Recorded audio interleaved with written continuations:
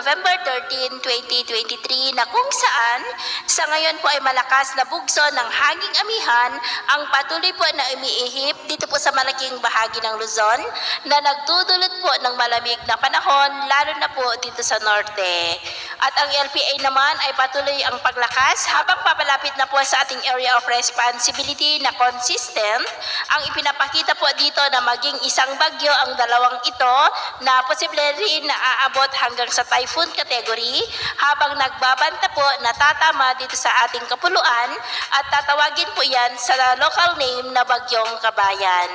At sa lagay naman po ng ating panahon, ngayong madaling araw ay may shear line na po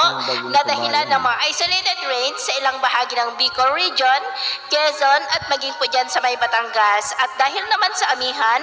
ay may mga isolated rains sa ilang bahagi po ng Batanes, Babuyan Islands at ilang bahagi po ng Cagayan. At mamaya po ay sisikat ang araw sa malaking bahagi ng ating bansa pero dahil sa amihan at shear line ay maulap na kalangitan pa rin na may mga pulupulong pag-ulan dito po sa ilang bahagi ng Cagayan, Batanes, Babuyan Islands, Quezon at maging po sa may Bicol Region. At mamayang hapon, posible pa rin ang mga isolated rains sa ilang bahagi ng ating bansa lalo na po dyan sa may Southern Luzon